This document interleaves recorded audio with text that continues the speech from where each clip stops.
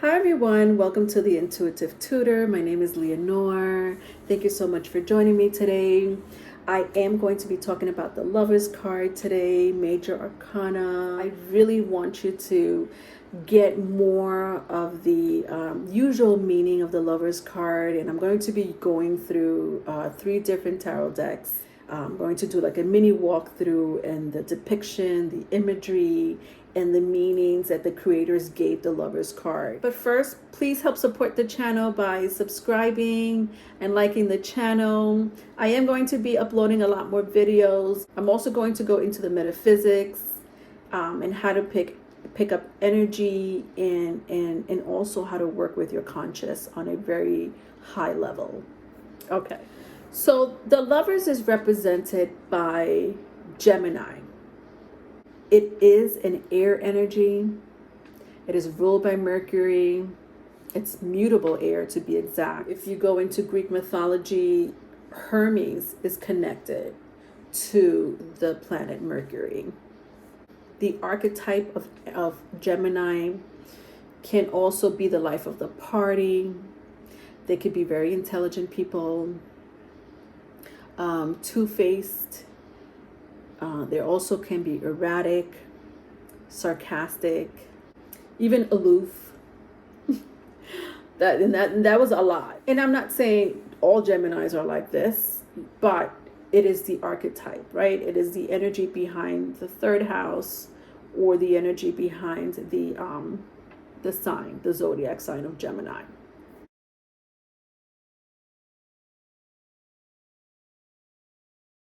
So the creators really wanted to emphasize what it's like to be married, because the Lovers, that's one of the biggest meanings of the Lovers card, is married life.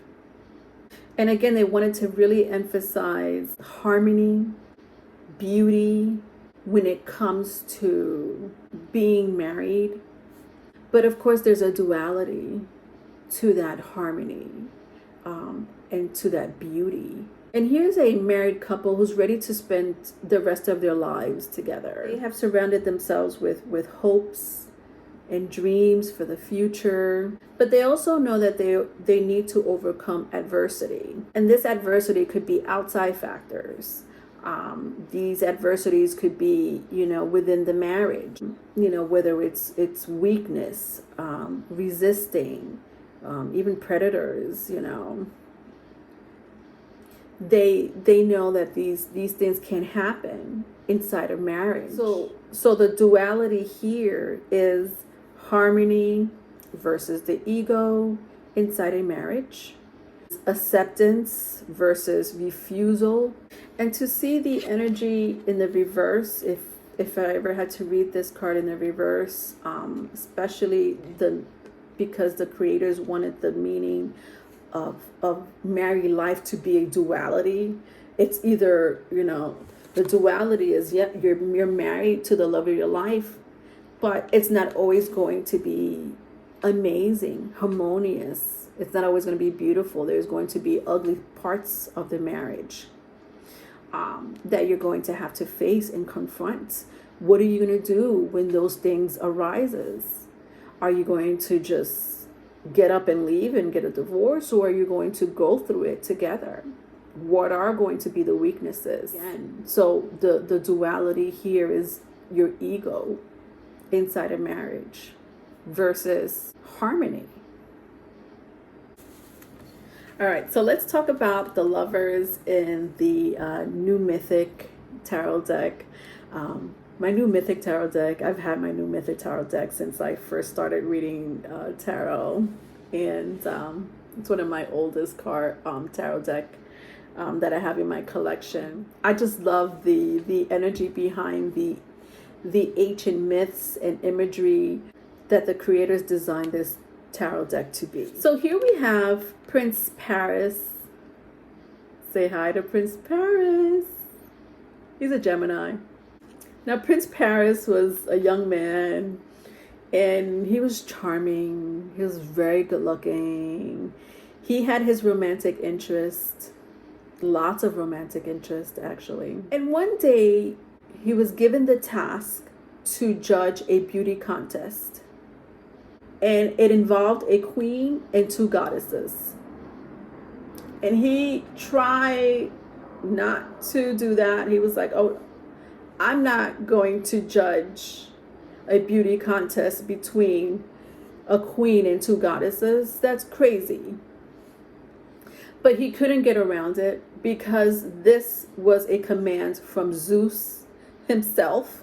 And so he had to go along with this beauty contest. He had to pick who was the most beautiful. Is it Hera, the queen of gods, wife to Zeus? Is it Aphrodite, the goddess of love?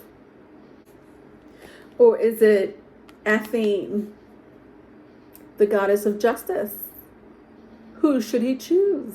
So these ladies were like this. Well, if you choose me, for example, Hera was like, hey, prince, if you choose me, I will give you rulership of the world.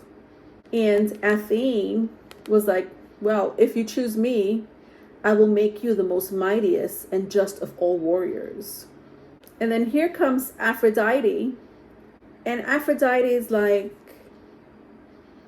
I'm just going to unrobe myself. So Aphrodite just, all she did was unrobe herself. She had to say a word. Offered him a cup of love. And guess who he chooses? Without hesitation, he chooses Aphrodite.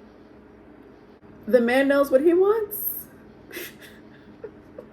So Hera and Athene was like, okay, fine, that's fine. You chose the goddess of sensual love. That's your thing.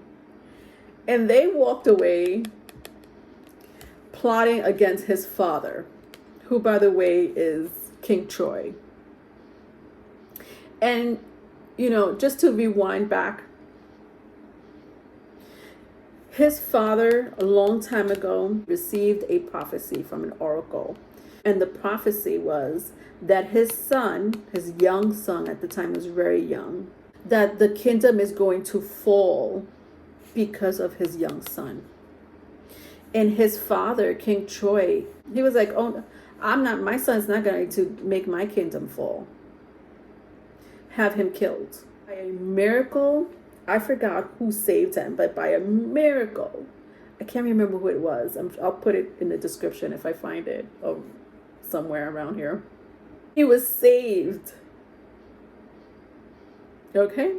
So fast forward, to this beauty contest.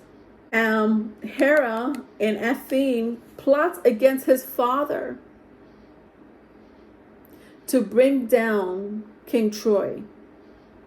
This started the beginning of the empire crumbling.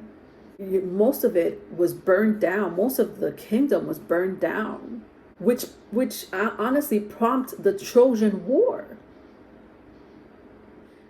That is so much drama. The Lover's card.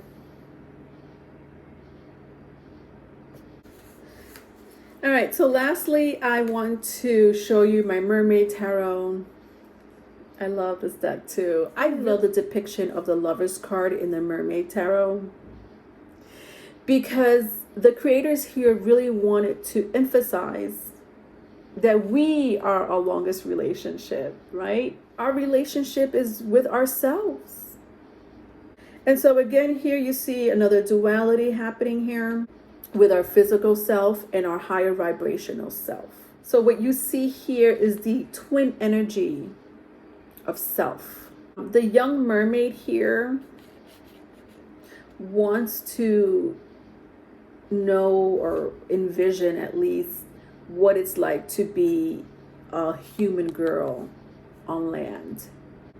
It reminds me so much of the movie I just saw recently. It's called Luca. I think it's on Netflix or maybe it's on Disney Plus.